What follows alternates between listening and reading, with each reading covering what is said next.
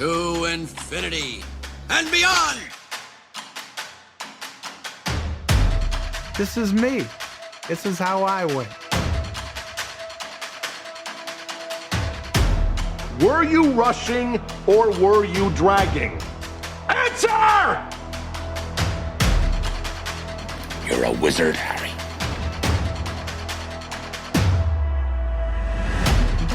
Say what again? Say what again? I dare you. No, I am your father. Hasta la vista, baby. Are you not entertained? Are you not entertained? And here we go.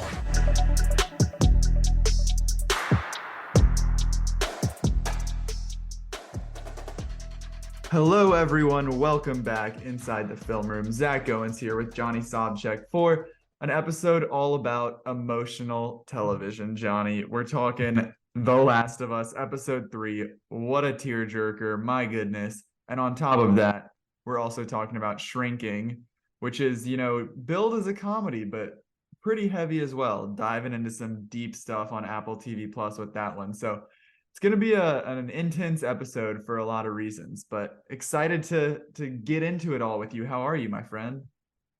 I'm doing pretty well, thanks. It's been everything you just said, there's been some good stuff that we've been able to dig into and since the last episode. So I'm excited to discuss and hear what you have to think. And I think everyone else, if you haven't gotten caught up with this stuff yet, if you haven't watched yet, then we certainly have I think some good things to say, some recommendations to make. Yeah, a lot of really good TV. We've kind of, as usual, January's a little slower on the movie front. I know you made your way out for your first 2023 film at the theaters this weekend, but a lot of stuff heating up on television that's keeping us entertained. Before we get into all of that, though, and catching up on what we've been watching, please make sure you're subscribed to our newsletter, The Rewind, so you can get everything delivered to you. Interviews, episodes, articles, all that stuff coming straight to your inbox. Make sure you're subscribed to the newsletter, to the podcast, wherever you get your podcasts, and make sure you're following us on social. So there's the spiel. But Johnny, I alluded to it. What did you see at the theater? What have you been watching recently? Yeah, so it's been picking up a little bit because January, it's always a slow month. I know you've been to the theater already this year, but it was the first time. Just the ones. But I was able to, for the first time since New Year's Eve, when I saw Babylon, I went to the theater and rewatched that. I went to see Infinity Pool by Brandon Cronenberg, and I was a big fan of Possessor, his film from 2020, and I think that movie, I don't know how it would have done even without the pandemic. I don't think it would have done necessarily very well, but it is probably my favorite horror movie, or the horror movie I thought about the most, maybe, that's come out in the last couple of years, like this decade, I guess we could consider it. And so I was looking forward to this. The cast had me intrigued. Alexander Skarsgård, Mia Goth, and they both certainly deliver. I think this might be my favorite Alexander Skarsgård performance in a movie, at least. And Mia Goth, I mean, she's been on a pretty hot run recently, with Pearl being kind of the highlight for her. And I think that she was very, very good in this yet again. And the whole premise, I don't want to spoil anything or like give too much away, but I love that Brandon Cronenberg, similar to his father, David, does so much with, I don't want to say so little, but with like less, I guess I would say, in terms of he does these really flashy, intense, like visceral sci-fi horror films, but they have that underlying and like in some cases overwhelming kind of like dark humor to them. He does in Possessor, there wasn't really very much humor. In Infinity Pool, he does injects a lot more of that, and I think it works as like kind of like a social satire in that respect. So overall, I was impressed with this one. It pretty much met my expectations, and in some instances, I would say it exceeded them. So it's a lot. It's very violent. It's very graphic when it comes to pretty much anything you could think of. But it's You'll toned down compared to the NC-17 cut from Sundance, right? supposedly, yeah. How big, how much do you think you were missing? Because it sounds like from what you saw, it was still pretty pushing the It was, envelope. I don't think we were missing that much. I think I was kind of shocked by how much they showed, honestly. So I don't think anyone will be disappointed, but I am looking forward to whenever they do the uncut, the NC-17 version. I will be certainly watching that. And I've seen Possessor. I've only seen the uncut version because that's what Neon sent us for the screeners. Thankfully, a shout out to Neon. But I think it's just maybe more Alexander Skarsgård, more of him, let's say. Because I had another friend who saw it, and said he saw it just like, at the regular theater, Yeah. and said he was pretty sure he saw penetration on screen. So I sounds think, like they're pushing it pretty far. I don't But think literally I don't and think he was figuratively. wrong. I don't think he was wrong. So I would say this is maybe not the best date night movie. I pulled an audible on Friday night. I asked Reagan, hey, you want to go see Infinity Pool Friday night? She's like, oh yeah, sure. So I got tickets and I pull That's up to the sweet rom-com, right?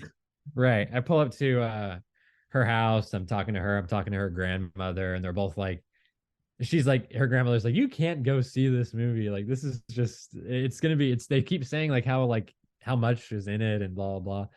And then Reagan was like, yeah, I like didn't realize like what you were talking about when I agreed to go see this. And I was like, oh, I was like, it won't be that bad. And then like as soon as we left the house and we're like driving, like the movie starts in like 10 minutes, I'm like, I can't possibly try to force this on you. So pulled an audible. We went and got dinner instead and watched some Who Framed Roger Rabbit at home instead of going to see Infinity Pool. I think that was probably the right move. So And then you had to venture out by yourself to see it, or did you have company? Okay. I went by myself. I think that was kind of the best way to go. But I will say for Fayetteville, North Carolina, early on a Sunday, I was amazed at how many people decided to go see Infinity Pool as their choice of leisure. And I don't think the couple down the row from me, where the guy was repeatedly apologizing to her throughout the movie, and I overheard her say, "What is wrong with you?" at one point.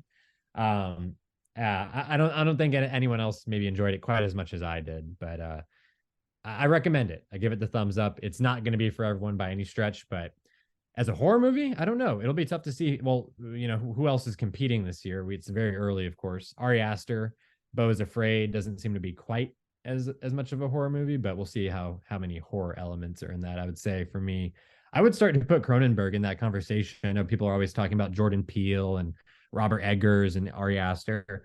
I think at this point, I've seen Possessor, I've seen Infinity Pool.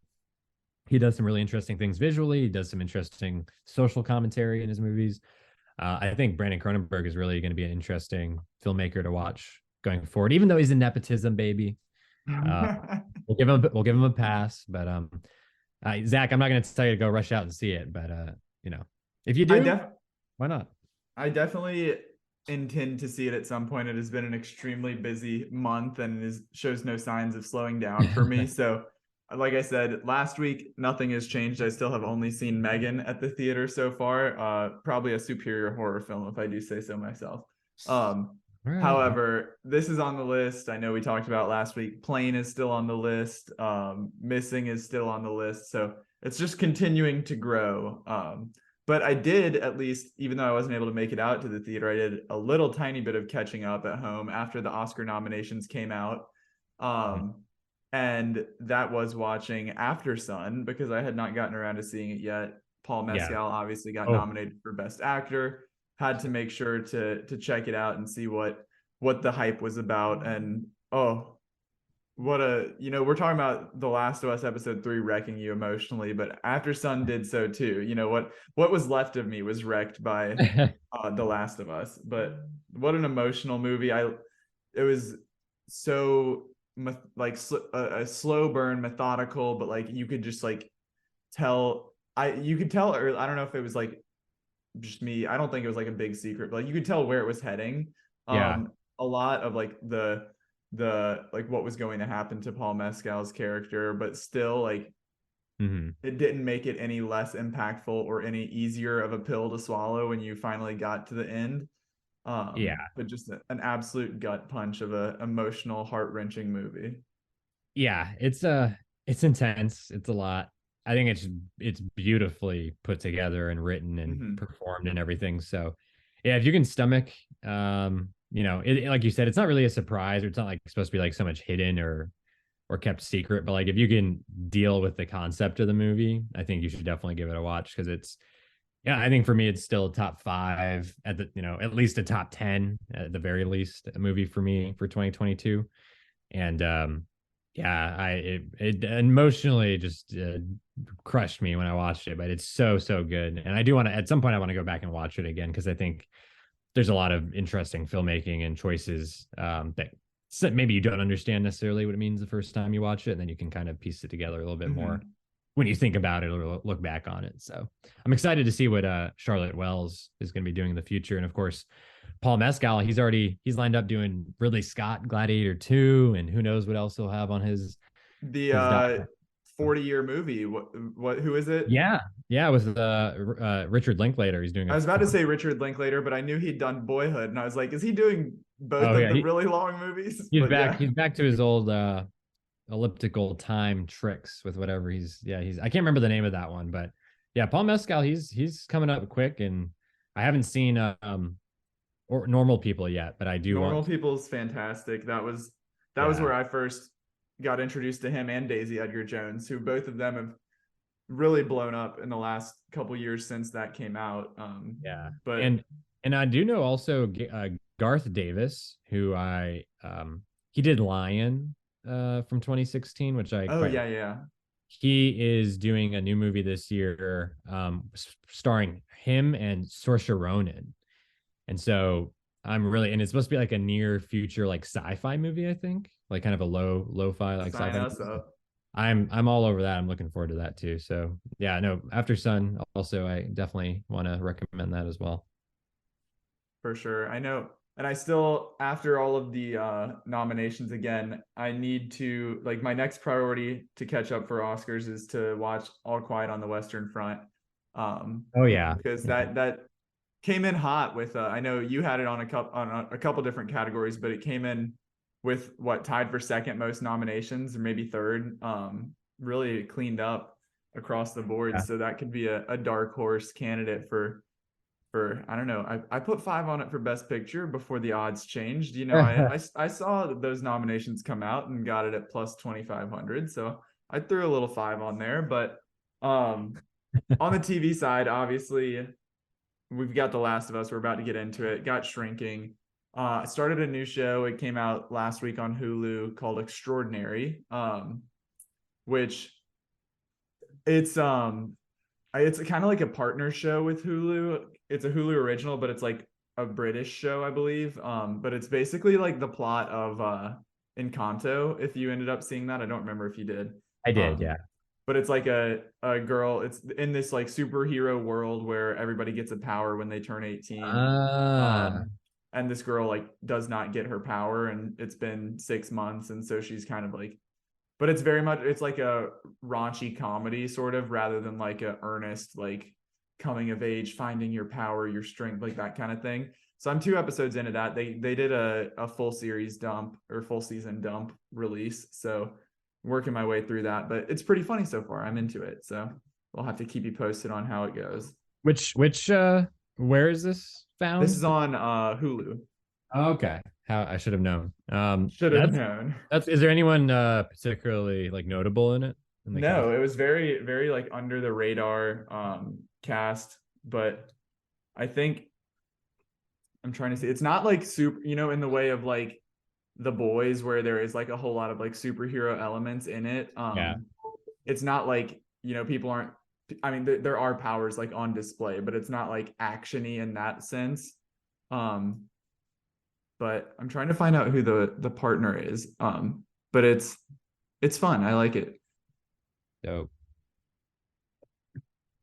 Well, shall we get down to one of the main events this week, The Last of Us, episode 3? Yeah. All right. episode 3, long time. Just the title makes me emotional. But we've been alluding to it throughout our introductory segment here. What an episode, man. What a just emotional tour de force of, it's not your action adventure zombie horror show. I mean, there's obviously all of those elements still in here, but Yeah.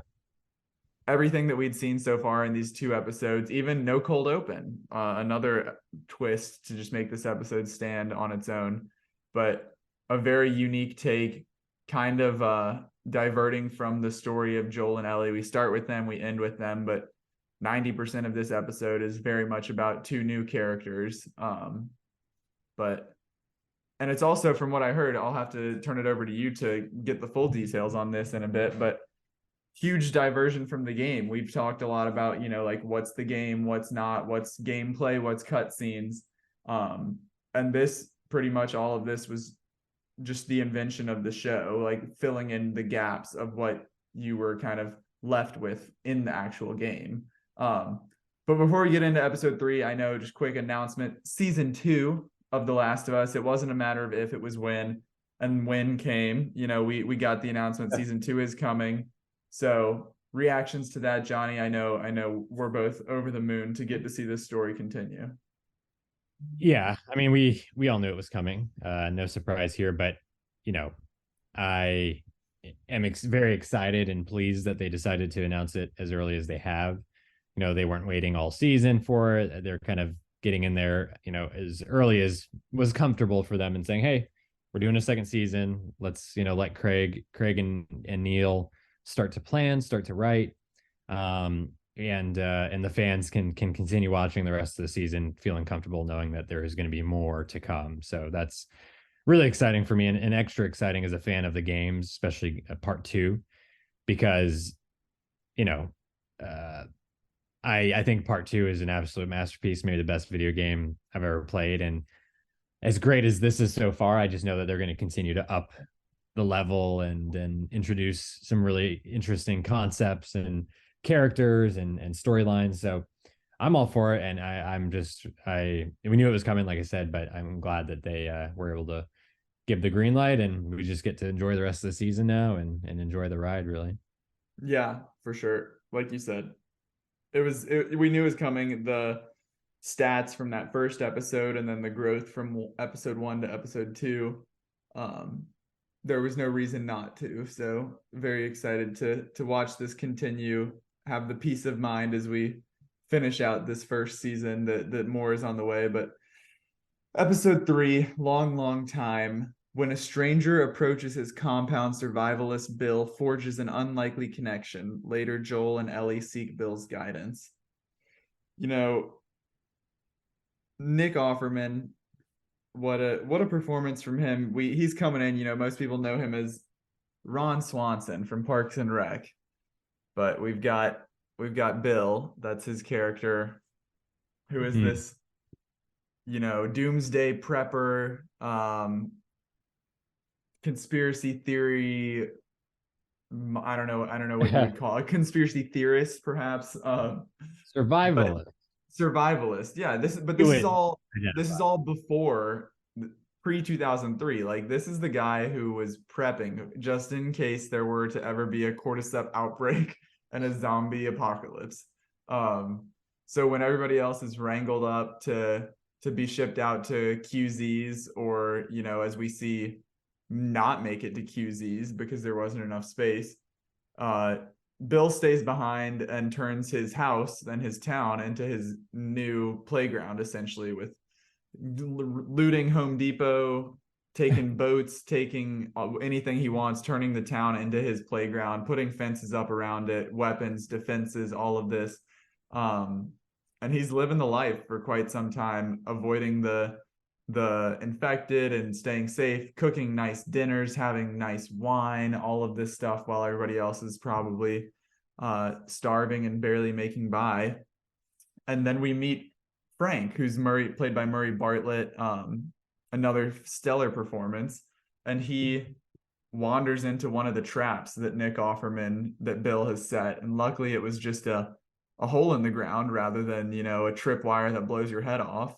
But Frank is able to convince Bill to give him a meal, let him take a shower, and quickly this becomes, you know, the hardened Bill is lets down his guard, lets his walls down both literally and figuratively to allow Frank into his life. And what a story, what a life they have together. I saw someone compare it to the opening montage of Up, where we see the love story unfold. Yeah. Yeah, it was a lot to process because as someone who's familiar with the game, and as we kind of already discussed a little bit, but this is, you know, completely different and a huge departure from the game in most ways. And I knew what to expect in that, you know, we knew we were going to see Frank, we knew we were going to see Bill, we knew we were going to get to see them together to some extent. And then I wasn't really sure like how that story was going to, like what the arc of that relationship or that story was going to be, like how it was set up to resolve, or what the end of the episode would look like. And I think that they were, you know, Craig Mazin has to be given a lot of credit because he did write this episode, and the fact that he was able to so like comfortably and like smartly like just move these characters around like the chessboard of this world, and like just mesh things together and fill in the blanks where some things made sense, and just completely change things in some regards, and not even have certain events occur. I just thought it was very brave of him, especially knowing video game fans. And you know, he probably deserves an Emmy for this. It's you know, it's January, but I think that there's just so much like done well in this that Right. him more than anyone. And also, I mean, you have to mention Peter Hoare, who directed the episode. You know, the way that he handles this story with you know, so much like tenderness and just the right beats as far as like emotion and humor and sadness, but also like happiness. And it was just it had everything that you could want, and it just hit all the right spots, and I couldn't have been happier with it. Like I just really was looking forward to this episode from everything I'd heard, and feel like it delivered what I was looking for and still gave me a whole lot extra.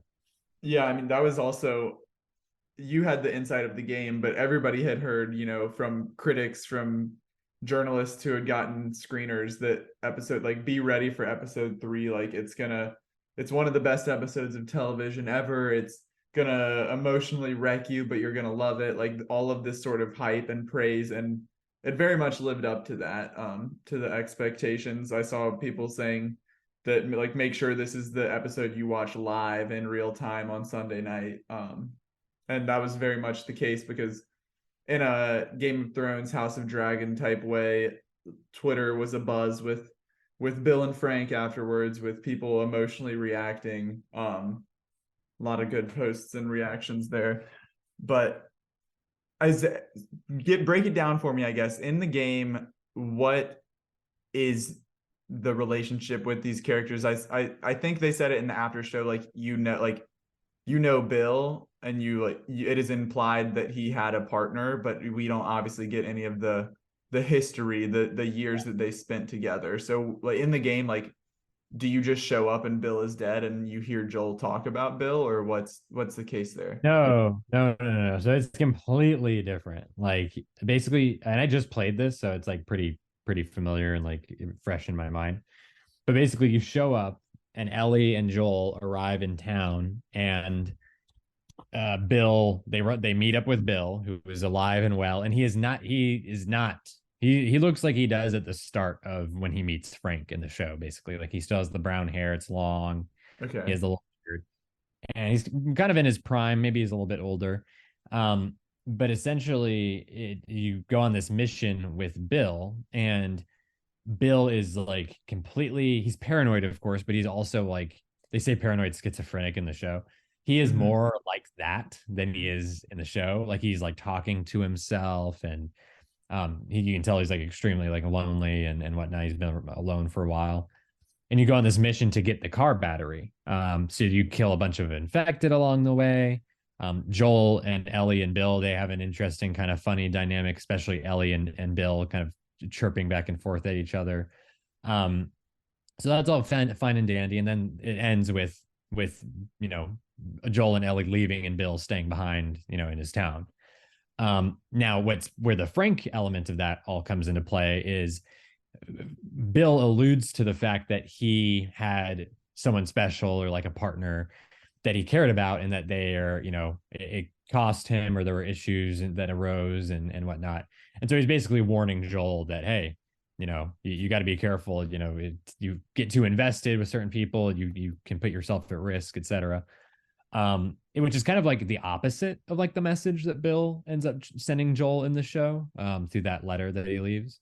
Mm-hmm. So I thought that was a really cool change. But ultimately, what you find out by exploring the town and going along with Bill is you find a letter, and there's a body in a house that's hanging, and they with the noose around its neck. It had fallen down, but basically it's implied that Frank, they had a falling out, or like they broke up essentially, and Frank tried to leave or go somewhere else, and he got infected and ended up killing himself basically.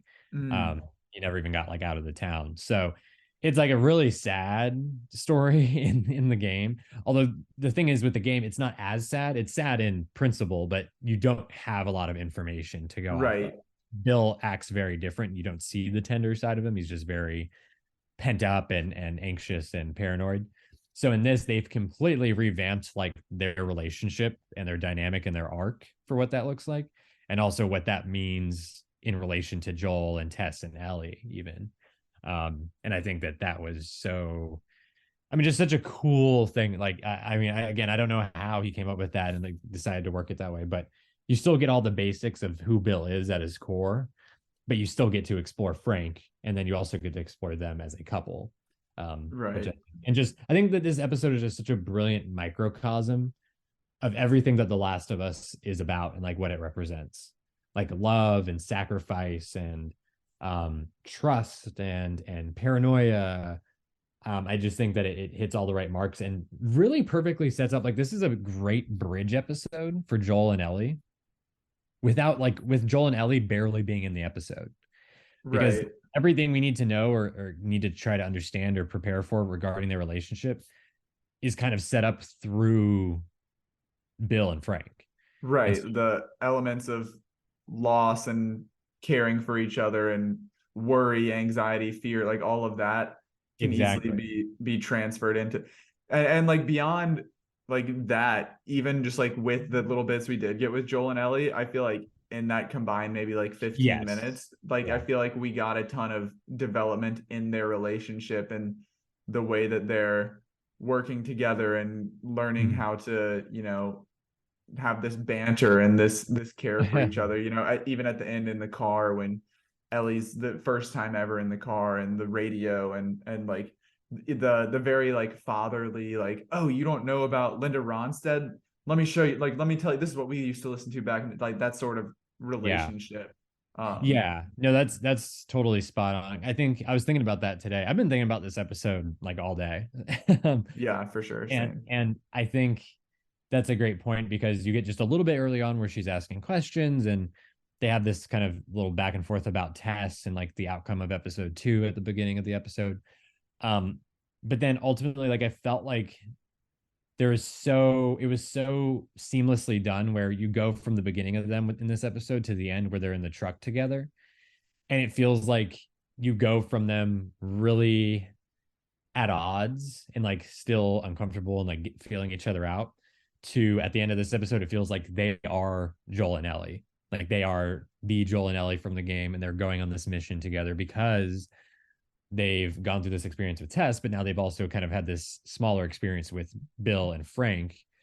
Not directly, but having that letter, reading that, and like both of them kind of understanding Joel more than Ellie, of course, because he knew Bill and Frank, but like what they just went through, and thinking about these things, like you said, those different elements of what a relationship means, and being a protector and whatnot, and selfishness and selflessness, and And I loved, oh my God, one of the most, for me, it was such a subtle moment, but like it really like crushed me was when she's reading the letter and it gets to Tess's name. Hmm. And, For sure. and not only that, but just the way Joel reacts, and Pedro Pascal does such a fantastic performance in just this small scene where he grabs it and he like reacts to reading it. And then he just says, you know, stay here. And he goes out and he's like, he's struggling to process it. And he doesn't even really allow himself to process it, unfortunately, which is one of Joel's greatest weaknesses, I think, is that he doesn't process his emotions, especially his grief and his anger and all these other things.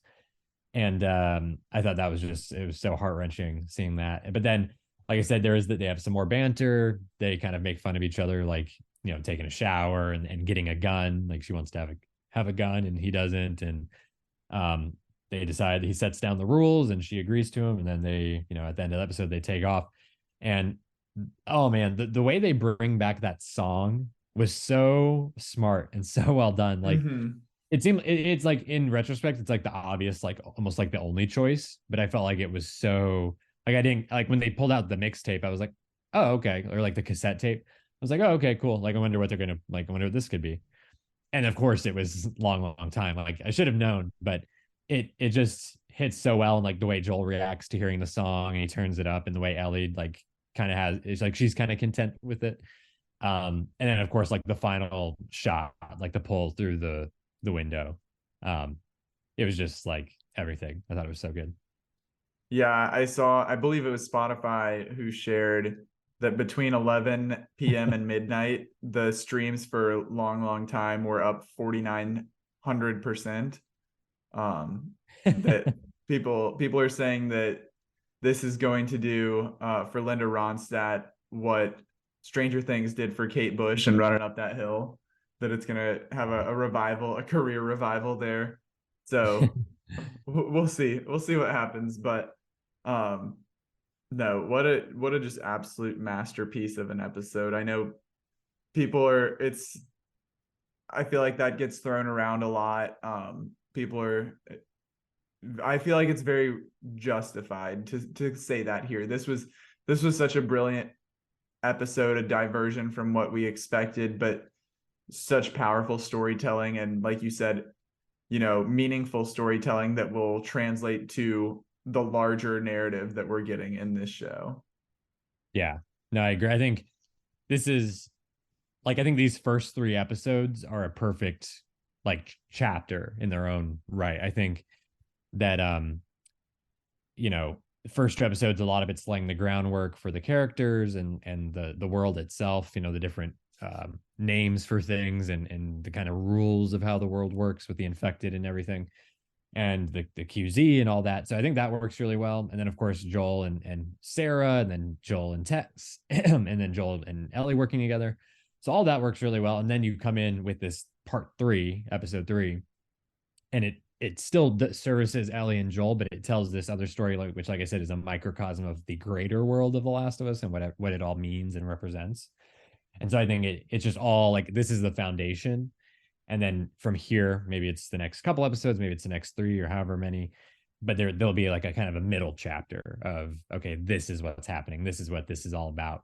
And then I feel like maybe the last 2 or 3 episodes will be the another kind of segment. So it's almost like maybe it'll be kind of like in acts in a way, kind of thematically. I just felt like this was a very good, and kind of almost like satisfying, I guess is the one way to describe it, like punctuation to what we've seen so far. And now Joel and Ellie are going out into the world and going on their little road trip. And, you know, I don't think it's going to be, oh man, I hate to break it to everyone, but this is Neil Druckmann. I thought he had one of the funniest tweets last night where he said, he was like, "Why This is is everyone supposed to be the happy episode. why is everyone crying?" Yeah, this is the happy part. So yeah, a lot to come. Yeah, it's interesting because it was like it was a very sad emotional story, but like in the grand scheme of things, like these characters got their happy ending. Like you heard, like Yeah. Bill said, like, you were my purpose. And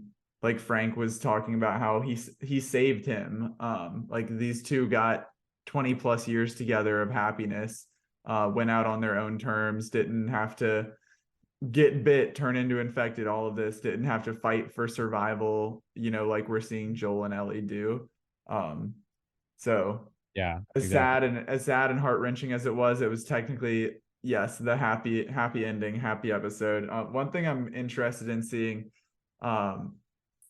in that very tiny sequence that we did get with Joel and Ellie, at the store where he's looking for his supplies, like we see Ellie go down into the basement, and she has that encounter with Yeah. the trapped infected, and kind of like I'm interested what to make of her interaction there, where she kind of is like not torturing it, I guess, but like, gives it like a Yeah. small cut and then kills it, Yeah. even though it was like yes, you should probably kill it, but like there was no danger, no risk to her, and then this Yeah. like interest in like making sure, like constantly asking for a gun, and then we see her kind of deceptively Yeah. get a gun, hide it from Joel. So I'm sure you have a better idea of what to make of that. But that's just something on my radar, at least, that I Yeah. obviously see as a potential point of conflict between these two characters who are just now starting to work well together, it seems.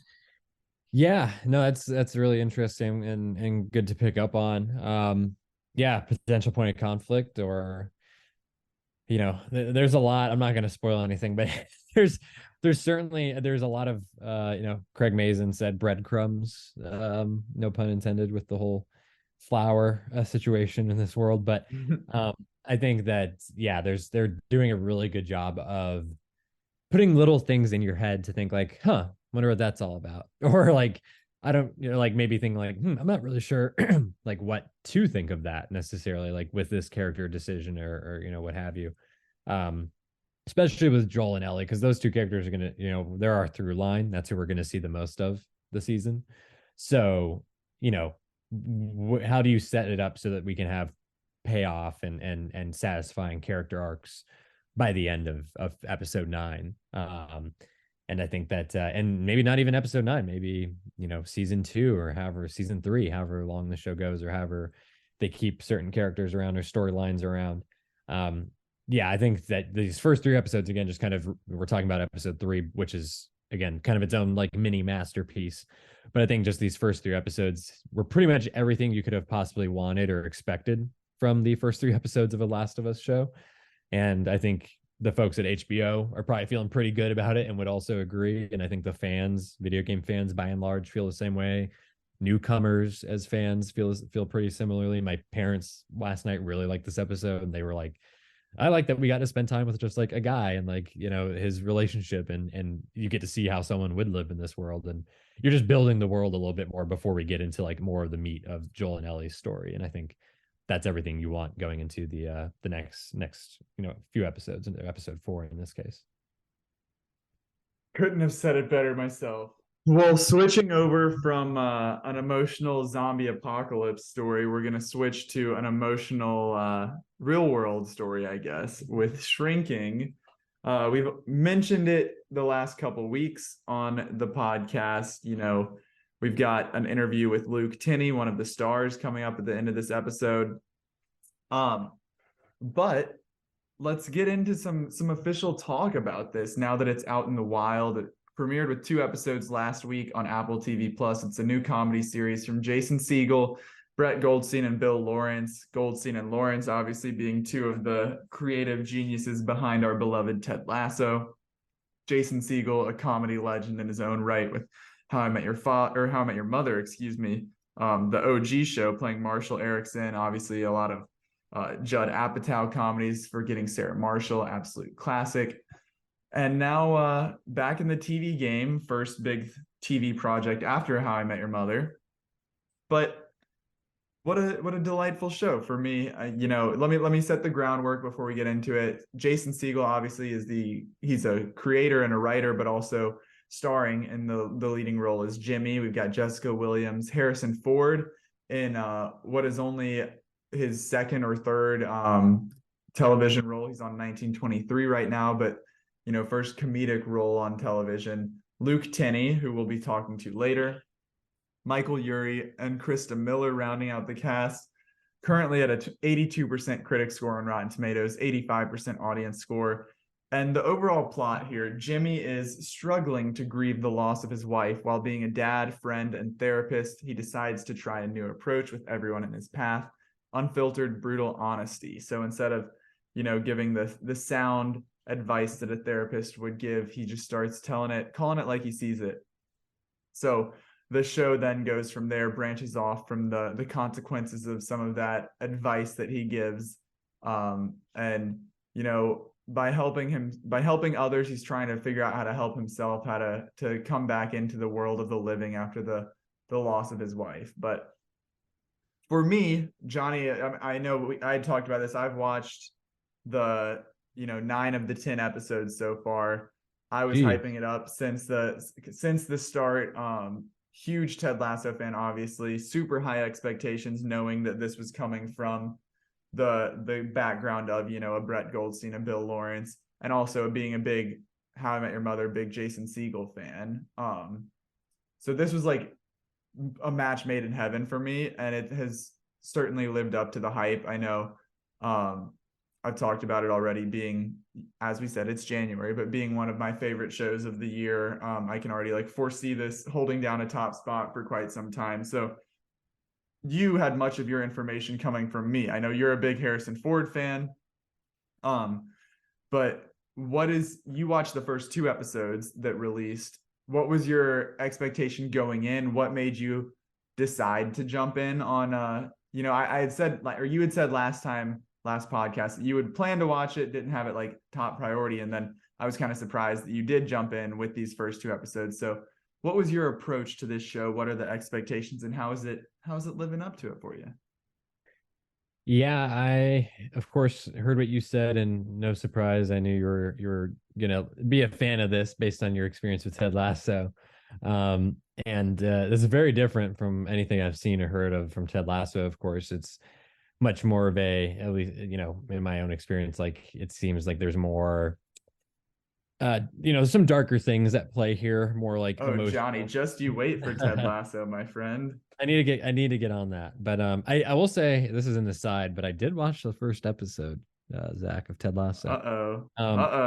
But yeah, so this but it just starts off and you the premise. If you're familiar with the premise, at least you're okay, there's a dead wife. That's no good, obviously. And then you have to see how Jason Segel's character is going to deal with all that, and the answer is not very well in some instances, and then better in others, of course. So that's the fun element of the show. And I really liked it. We sat down, watched the first episode pretty much right away, and then immediately jumped into the second one. And when the second one ended, I was like, dang, I want to watch more. I'm really liking the show. And I'm looking forward to the weekly drop, I guess, is what I will expect from this point. And I think it's just a nice, it feels, and this isn't meant to be a critique or a negative, but it reminds me, and I haven't seen very many of these shows, to be fair, but I would say it feels more like a closer in tone and some stylistic choices to a network sitcom, almost kind of in the same vein as a I'm trying to think of a good example, but just something that is it has very honest and relatable emotional angles to take, just in how Jimmy, which is Jason Segel's character, how he responds to different situations, and that involves his daughter, but it also involves his neighbor and his coworkers. So it has all the basic kind of elements that you would see in a typical sitcom like that, but it handles it and takes a more, I guess in some regards, a more mature, in right, some parts, more nuanced. Yeah, more nuanced, I would say. That's interesting you say that, because it's I agree to an extent, but also so much more. It's the same with Ted Lasso for me, and that it is a comedy. It is about 30 minutes, sort of like you would expect from a sitcom, but it's not, I love Abbott Elementary. That's a show that is on right now. It's one of the biggest network comedies on ABC. I grew up watching you know, the network sitcoms. We were just talking about How I Met Your Mother with Jason Segel, but a lot of those are, you know, they have like shticks, they have like the very lighthearted, like it's like your 30-minute episode and then you're done, you know, or like 23 minutes after commercials are taken out and then you're done. Very like self-contained plots, like sure there's character arcs over it. But at the end of the episode, it's going to leave you feeling happy. It's going to leave you feeling good about like what happened. Versus this, where like you said, it has a lot of real world issues, a lot of emotional weight that it's carrying. You know, you've got grief and trauma, PTSD, terminal illness, therapy, mental health, all of these like very heavy topics, and you see that a lot with Ted Lasso. Like all of the stuff that I'm not going to spoil anything for you, but there's a lot of like those real world issues again that are brought up in between the jokes, in between the comedy. So that's one of the things that like you can very much tell like this is not, it's very different from Ted Lasso, but you can tell like it kind of has the same sort of like signature stamp, the feel that you get with Ted Lasso. So I for me, as someone who is a huge fan of Lasso, this is a perfect, you know, familiar but different, coming from those same guys. So that's part of why I love it so much. But one of the big things about this show as well is Harrison Ford, and he's so funny. I don't know if you felt the same way, but you know, kind of exactly how you would anticipate his character being is what it is. You know, he's like the wise mentor, but he's also like the gruff older man who is like, he loves you, but it's like very begrudging. But again, there's like all of the depth to him of like his illness, his relationship with Jimmy, his relationship with his daughter. I'm trying not to, I don't remember at this point like what was episode 1 and episode 2. So I don't want to give anything away, but there's a lot of layers to each of the characters. So what were your thoughts on Harrison Ford and his portrayal here? Yeah, no, he is excellent. You know, he's in the first episodes, he hasn't been in it a ton, but he certainly has, you know, he is the dominating force at Jimmy's work, of course, and I really like their relationship because it's not typical. Like it's not something you can really pin down. Like, you know, he's basically his boss. So it's like you can't, you know, you like Jimmy has to watch what he does, and he can't like push the envelope too much. It seems there's like still like a professional relationship there. Yeah, it's professional, but like at the same time, Harrison Ford's character is, he really wants to like help him, and he feels not like responsible for him, but he wants to do everything he possibly can to you know, make sure that he stays on the right track both professionally and personally. Well, because it also reflects on not only like for out of interest in his career, but like it reflects on his practice as the owner of this therapy practice, that he's like, I can't have you screwing around and messing up my business. Yeah, exactly. So yeah, I think that he's like like Reagan, when we were watching it, she was like, just everything that Harrison Ford says, like it's just like, I don't know what it is, like if it's the tone he's saying it in, or like it's just like, it's almost like ASMR, like it's just like very like pleasant. Even when he's like cursing or like being like when he's scolding Jimmy, for example, like it's just very, he's just a very good actor. Like that's the only way you can put it. Like I know Harrison Ford is mostly known for Han Solo and Raiders of the Lost Ark, and obviously like there's a reason for that, and he does fantastic work in those movies, but like he's just a great performer even without all the special effects and the known properties and all of that. I like, it's really cool to see him in something so much smaller scale and so much more in some ways dramatic and just normal compared to all of that. For sure. So I think like I'm more excited to see the rest of this season with him in it as an actor and as giving a performance than I am to see him in Indiana Jones, which comes out in June. Yeah.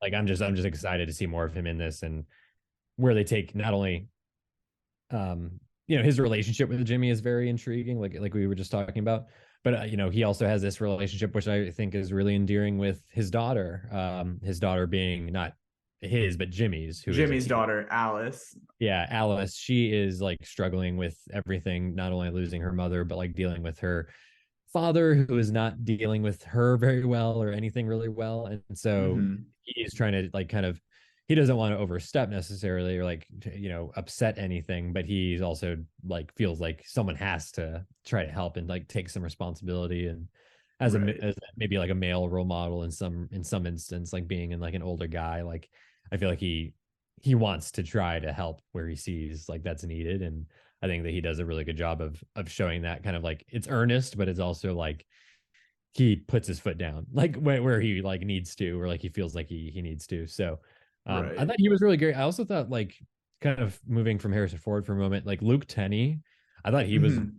very good. I wasn't sure like when when he's introduced and like this storyline kind of picks up, I wasn't really sure like where it was gonna go or like how long it was gonna stick around for. Or, like Luke Tennie is like a performer in the show. Yeah, because Um, you see a lot of the like we get the yeah, montage essentially of like all of the different patients that Jimmy's dealing with. So, but then Sean, Luke's character, ends up being like the one that sticks. yeah, no, absolutely. Yeah, Sean, he you want to root for him. I feel like he's a very likable, and I think a lot of that can be attributed to, you know, the writing's very good, but Luke Tennie, I think it just he channels that. For sure. And I think that his rapport with Jason Segel is excellent. And really just I liked how like they introduced like there's this, I'm not gonna spoil it, like, but like there's like a lot of physical kind of comedy that kind of comes in with those two. Right. And I'm curious to see that plot line as well, like how far that's carried forward or what the end result is for that. Yeah. Um, There's a lot with like Luke is great. Luke is great. The character of Sean, it's very fun to see the two of them together because you get this like even at the end of the first episode, um, where they're kind of like debriefing after the boxing class, where you see yes. like okay, like Sean went from being like very close-minded, very like guarded, walls up, Mhm. to having, you know, being open-minded and them sharing, each of them sharing about themselves. Yeah. And that it's very much like, okay, Jimmy's gonna learn as much from Sean as Sean is gonna learn from Jimmy and his therapy. That Yeah. they're equally helping each other out. Yeah. And I think that to kind of jump on that as well, he Jason Segel in these scenes with Sean, and then I mean really Jason Segel, he's just and he's the main actor. I feel like I'm just kind of like haven't really spoken about him too much, but he's just very good. Like he's as great as you would expect. Yeah. He's been around, he's been doing this for a long time, but I think this is probably some of the best work I've seen from him so far. Just very like he can his physical comedy, the way he can just you know shift so easily from being goofy and funny to being and like kind of almost like pathetic in some circumstances, but also like lovable and you know intense, and like he just is doing everything so well, and it's cool to see him like in a starring vehicle like this. um and I think that it was just a really good choice to put the show on his shoulders, even though he has these other great supporting performers around him. I also thought that and you'll have to probably point out who exactly this is. It might be Michael Urie, but the best friend of Brian, yeah, Michael Urie. Brian, right? Brian. Yep, Brian. Okay, yeah. So he was more introduced in the second episode, which I liked, kind of shifting gears there. He is very funny, and also again his rapport with Siegel I think is really strong. And again, just getting that storyline started up, I liked what they did in kind of like this little mini arc in the second episode. You get an idea of like their a little bit of their history and kind of like what has gone on with them in the last year or so. You know, or in the wake of his wife's death, Jimmy's wife's death. Um, and so I think that it's laying some interesting seeds there, and kind of I think it's cool because it addresses the fact that like not everyone's personalities like are always going to be the best for like certain situations. Like I thought it was really cool how his character is said to be like, and you get the vibe from him very quickly that he's very upbeat and he's very like outgoing. Everything goes his way. And That's his everything goes his motto. way. Yeah. But like, and you can see why to a degree because he's smart and he's funny and he's good looking and all these things. But like, in what, yeah, I'm not gonna spoil it, but like there are some like things to that Jimmy maybe thought or like thinks is, you know, he needs something else from him, like as a friend or like in their relationship and friendship. So I just thought that that was a cool way. Like, I don't know if I've necessarily seen that done so much like in shows or TV, at least recently, where like people are expected to behave a certain way or like act a certain way in situations like when someone's grieving or when, you know, something bad happens or when something great happens. But Right. It's not the right energy for that time. yeah, not everyone's personality or like can maybe not everyone can like really tune in and like adjust and like act certain ways when they need to. And I thought that that was cool to see. I think there's some interesting things like genuinely on a like psychological level and like on an emotional level that they're kind of like picking at so far in the first couple episodes. And I'm excited to see what other topics they can kind of like dive into going forward and what other characters they might introduce to explore that. For sure. You kind of the way you bounced around, I appreciated that because one of the things I wanted to get to is just like it's the same with Ted Lasso, but the casting across the board is just top notch here. I mean, you mentioned a lot of it. We obviously talked about Jason Segel, talked about Harrison Ford, talked about Luke Tennie, you talked about Michael Urie just then. Jessica Williams is fantastic as Gabby. She works as another therapist at the practice. You get a lot of her throughout the season. I don't remember exactly how much in episode 1 and 2, but she's hysterical and has a lot of stuff going on with her own life. Good banter with Jimmy back and forth. Great relationship with Paul. Like there's very much like a familial, like Jimmy may not have his wife, but there's a lot of like the family you choose and this group that they make together out of all of the friends and coworkers and neighbors. Liz, played by Krista Miller, she's great. Even her husband Derek is just kind of like, even in the bits that he's in, he's just this like sarcastic, you know, kind of airhead, but always there with a funny line. Alice, you mentioned the daughter, played by Lukita Maxwell. She's fantastic and has a lot going on between her and Jimmy, between her and Paul, her and Sean. There's a lot to love here. And then I believe there's a couple more characters that haven't been introduced in the first 2 episodes, but they're excellent as well. So I think that they really hit the casting out of the park here. And I'm really excited for you to continue watching. And I just noticed before we hopped on that the 10th episode, the season finale, has been added to the screener's site. So my plans are made for tonight, and I will have to keep my lips sealed until March for what's going to happen. It's crazy being that far ahead, but I am so excited for this show. I'm glad that you're enjoying it so far. I'm excited to check in week in and week out with you as you keep up with this. But any final thoughts on Shrinking before we head on over to our interview with one of the stars, with Luke Tennie? Just a good, fairly light, but as you mentioned, like nuanced and interesting take on mental health and relationships. And I think that it was a nice, pleasant surprise because it wasn't a show that was necessarily on my radar, but, you know, I've heard a lot of good things and reviews and from you and whatnot. So glad I took some time, checked it out, and I will definitely be, as you mentioned, you know, coming in every week, and I'm sure we'll be sharing some thoughts on it going forward as well. Suddenly that draft pick, you know, gets a little more weight to it as Zach might come back and win. Not go too far now. The votes have been cast. Okay. We'll reevaluate at the end of 2023 and see which picks played out the best, which were busts. But that's Shrinking. Check it out if you haven't so far. 2 episodes on Apple TV Plus, and the rest are dropping every Friday throughout this year. And now we are going to head over to our interview with Luke Tennie. I got the chance to sit down with him a couple weeks ago, talk Shrinking, talk working with Harrison Ford and Jason Segel, talk Apple TV Plus as a whole.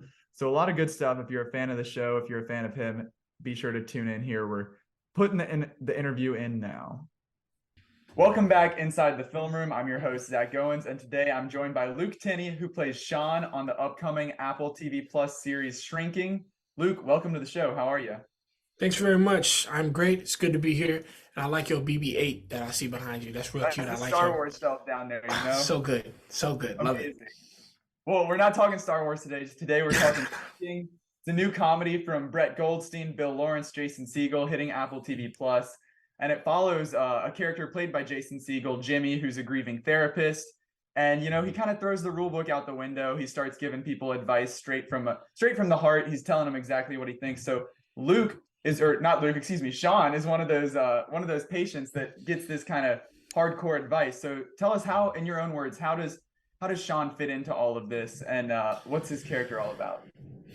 Sean's a tough character. He's somebody who he served in the military. He served in Afghanistan. He came back with some demons. He's struggling with PTSD, and he was court mandated to go to anger management, where he can navigate that and figure out how to stop snapping at every little thing, because he would get violent. But Jimmy, he just, instead of just talking about his feelings, he takes Sean out. He takes him to a gym. He starts to have to work through this physically, so he can figure out what's going on. And he uses that as a window to really open Sean's heart to communicate about what's really getting to him.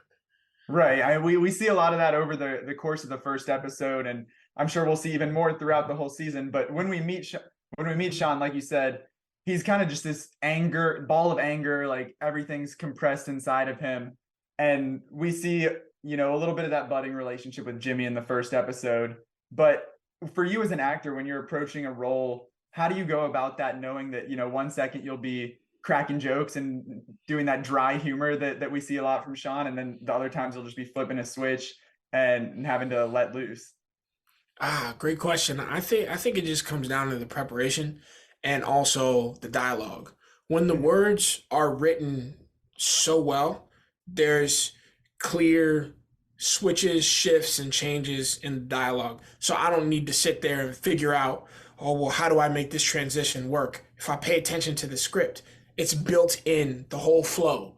Right. So trusting the genius of Bill, Brett, Jason, Neil, I can really kind of settle into just the way that they planned for this flow to go. And it just takes me along for the ride. So long as I have my character prepared, so long as I say those words, the story will be told truthfully and clearly. Well, I don't want to undersell. The performance is still a huge part of it too, and you crush it here in the 6 episodes I've seen so far. So it's not all the writing, but speaking of the writing, those guys you mentioned, particularly Brett and Bill, obviously have Ted Lasso to their name. That's an Apple show that is known for, it's a comedy, but it's also carrying this huge emotional baggage, these real world issues. And that's something that very much is present here in Shrinking as well. Like you mentioned, PTSD, we're talking about, trauma, grief, mental health, terminal illness, all of these very heavy topics. So for you, when you're picking projects, when you're just like looking at this as a whole, how important is that to you to have something that has so many layers, so much depth to it, rather than, just a one-dimensional sitcom? Well, I haven't done much comedy, and I knew I wanted to. My first comedy was actually the gig I shot before Shrinking, called Players. It was really the first set that kind of taught me how to operate when the goal is to get laughs, but also to be truthful. But when it came to Shrinking, to be clear, an actor at my level does not pick anything. You just are happy to get a job. So look, man, I'm just grateful to be here talking with you. It's a good life, you know what I'm saying? Boxes are being checked as we speak. I'm just grateful for the opportunity. But Shrinking in particular would have been one that I definitely would have picked if it were up to me. So I'm glad to be here, because this is a show that wants to make people laugh, but also seems to be built to challenge those who may seem comfortable, and kind of inspire people as well to make changes in their individual lives, because this show will demonstrate how, if you make changes, you can affect change around you. Right. And, obviously the biggest change that kickstarts all of this in the show is what Jimmy's doing, just throwing the rule book out, giving this, I don't know if wisdom's the right word for it, this advice. So for you, in real life, what is the worst advice that you have ever gotten, whether it's professional, personal, anything that's on, Jimmy's level of just like, here it is. I don't care if I'm supposed to say it or not. Oh man, I don't feel bad because I was given this advice, but I always knew it was bad. But I got advised to fix my teeth because I got this. I'm like, yo, I look so cute with this gap, bro. As a matter of fact, I need my teeth fixed. I believe you're called beautiful in this show, and look at those teeth. That's my man, I appreciate that. But like, I love this little gap, and I actually do need my teeth fixed for something else, and I want to make sure that this stays. Leave it, don't touch it. People in my family have it, and I was like, that ain't gonna be no problem. Like, bruh, like it's just me. You know what I mean? Exactly. So that was some bad advice. And hey, yo, you right. Now that we think about it, Sean's beautiful because he got the same smile as me. Then I guess the smile's working, so we ain't got to worry about it. You exactly. know? Yeah, exactly.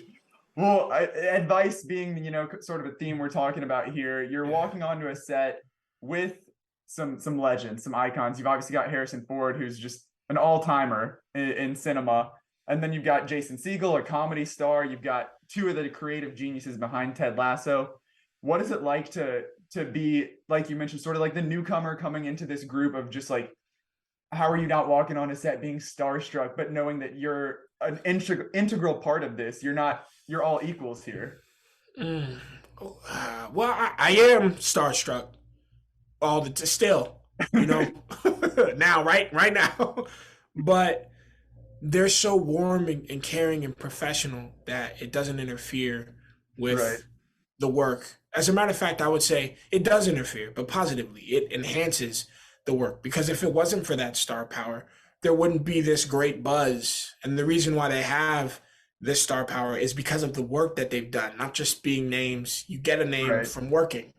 So I'm grateful that I get the opportunity to say I've worked with people who just demolish box offices and TV ratings. Like, that's so cool. But more than that, now these are people who I've come to respect on a personal and individual level because of how they conduct themselves as professionals on set. That's amazing they say never meet your heroes, but it sounds all positive in your case. But sounded good to me, man. You pointed out the BB-8 back there. So when you're meeting Harrison Ford, is that Han Solo to you? Are you? Oh, absolutely. Are you kidding me? Also, he shot first, but we ain't gonna talk too much about that. I don't have to get into that. He told you that yeah, he did. But and it's so moving to see him really kind of open himself up to comedy now. Mm-hmm. And the man is so funny. It breaks me. Like, I'll be laughing when he ain't even doing it in character. He got jokes. Like, he is a joke teller. He'll be like, I don't know, a doctor walks into a bar, and I'm like, it's Joke Town now. Okay, amazing. What's going on? It's so amazing. And then Jason too. Hey, Harrison. And then I'm sitting here watching these two people who I respected for the entirety of my life, just having a good time. And I'm having a good time. Watching people have a good time, it's a good time, man. It's all a good time. You're just taking it all in. Well, before we wrap up here, one last question. I like to do this with my Apple TV Plus interviews specifically because there is such, this wide catalog of great series. If you could swap roles or pop into another series for a cameo, which would it be? You've got Ted Lasso, you've got Severance, you've got all sorts of The Morning Show. What are you thinking? If you asked me a year ago, I would have said Ted Lasso. But I don't know if there's any room for me on that show. They have a pretty perfect cast. But now for sure it would be Severance, because that show's just starting. Fantastic. And that is one of the best that is the best science fiction television show I think I've ever seen. I can't, like, it's so grounded in such all the characters are so real. It unnerves me. But the science fiction element isn't visual at all, yet the visual component is such a big part of the show with the elevator and the switching and it's just, that show is a masterclass in making you feel unsettled and still rooting for people who may be doing the wrong thing. Oh, it's so good. Truly brilliant. Thank you so much, Luke, for chatting with me today. It was a blast. I'm looking forward to seeing more from Sean and Shrinking this season. Thanks so much. I appreciate talking with you today. So there it was, Luke Tennie. Great chat with him. Make sure you keep up with Shrinking, with the show throughout the season. A lot of good stuff coming from him, from the show, from the character of Sean. A lot of growth to be had there. But that is our episode for the day. Thank you so much for listening. We appreciate it, tuning in week in and week out. We would not be able to be here and do this without your support. So thank you. Absolutely. As always, thank you for listening and joining us. Make sure you stay tuned. We got more good stuff coming your way in the coming weeks and months. Award season's coming to an end sooner rather than later. We got new movies. We got The Last of Us continuing forward and Shrinking. So stay tuned. Keep up with us. Follow on Twitter, Instagram, like us on Facebook, and subscribe on YouTube. Those accounts can all be found at Inside Film Room. And while you're at it, be sure to subscribe to our newsletter, The Rewind. You can find that on our website or on our social platforms. And be sure to subscribe, rate, and review wherever you get your podcasts. We're on Apple, Stitcher, Spotify, Google, Amazon, iHeart, YouTube, anywhere you can find a podcast. We are there. So stay tuned and be sure to join us next time.